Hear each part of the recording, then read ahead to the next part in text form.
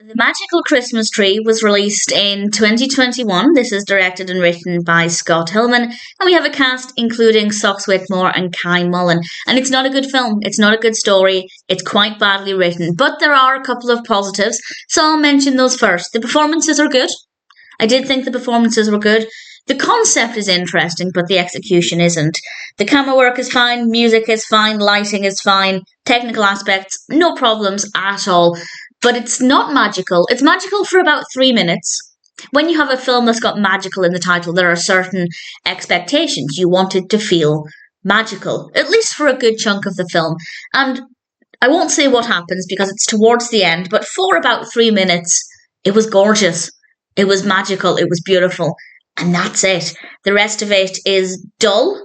I wouldn't necessarily say terribly written, but there are some things that were so forced and made no sense.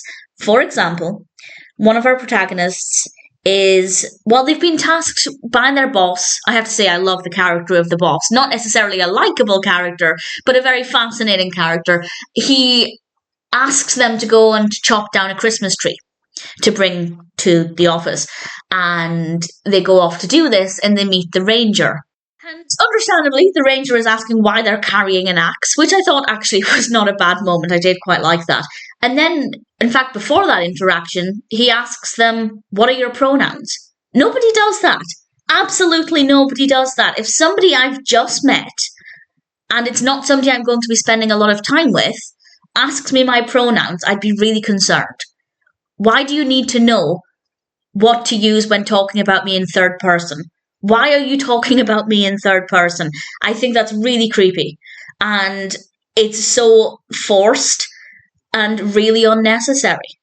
In fact, there was no need to establish characters' pronouns here. For context, the character is non-binary, they, them, which is fair enough. But it's not really necessary to know that, because the story would work without them explicitly telling me. However, if they want to explicitly tell me and they want to make it a non-binary story, that's fine, but you need to do it in a way that makes sense. A ranger asking somebody who's carrying an axe what their pronouns are is their first interaction. It doesn't make sense. And if that does happen, I'd be concerned for the ranger's priorities. Because in that moment, the priority would be, why are you carrying an axe? Not, I'm never going to see you again, but tell me your pronouns. If you're not ever going to talk about somebody in third person, you don't need their pronouns. It was very, very badly written. So I have no problem with them telling a non-binary story. Absolutely no problem.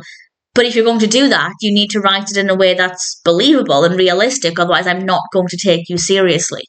And to be fair, that was probably the worst written moment. The rest of it wasn't interesting, but it was fine. I mean, it wasn't fine. There were some bits that were pretty bad as well, but nothing that was so ridiculous that it made me believe they didn't know how humans actually interact. So that aside, it's just pretty dull.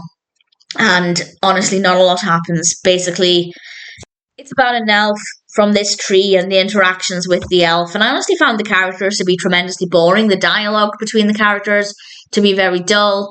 And the scenes outside of the forest, because we don't just spend the entire time there, I thought they were really boring as well. There was nothing in this that was interesting. The characters are really boring, and I think it was a nice idea.